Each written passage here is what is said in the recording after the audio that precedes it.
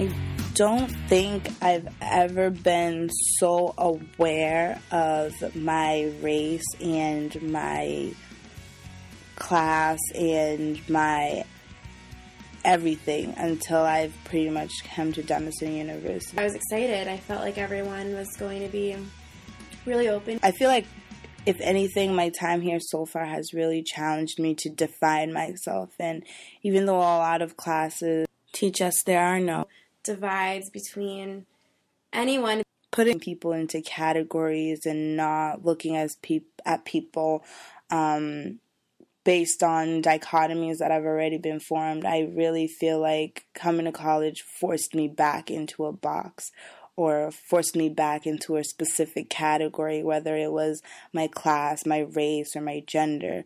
Like, it was never more prevalent in my life, which is really weird and very ironic considering that's not what's preached in the classroom.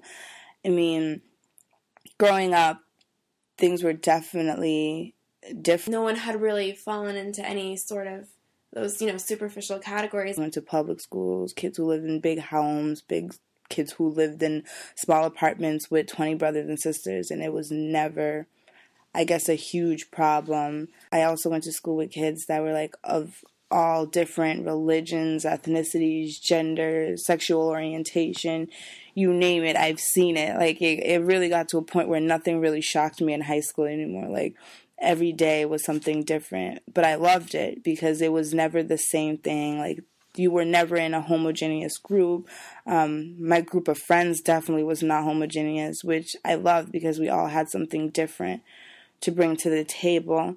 Now I find myself only having a small group of friends. Attending Denison was when I was aware my race helped to define who I was and how much my socioeconomic class and my gender and everything that I was told not to pay attention to when it came to other people pretty much defined me.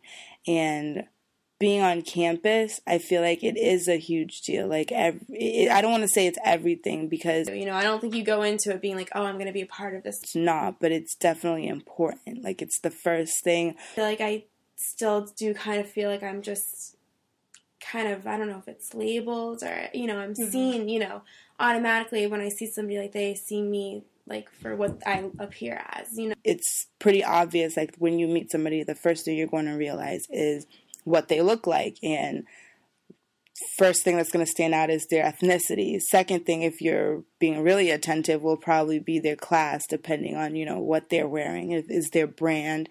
Are they wearing brands? Are they not wearing brands? I don't know, I just feel like it really automatically makes people put you into a category. It goes even further from just race and socio-class to, like, whether you are in a sorority or fraternity, and if so, which one, whether you play a sport, and if so, which one. It's very, very cliquey at the university, which is really weird to me because I wasn't expecting that.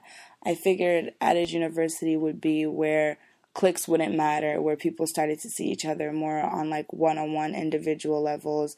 Whereas in high school, I didn't go through that. Like, it didn't matter at all. Like, the cheerleaders were not any more privileged than the band players, and the jocks were not very special.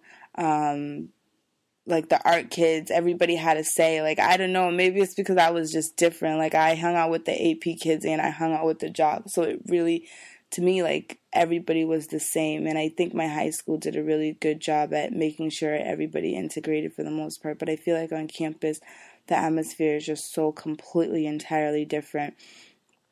And you're just being made more aware of what social category. I really don't think in the real world, though, it's like that because, when I leave this kind of bubble we're in, I don't feel that way. You're learning that social category, socially constructed, this, and the system that's in place, that the dichotomies, the boxes, everything, but for some reason it doesn't really stop us from formulating them, which I find particularly interesting.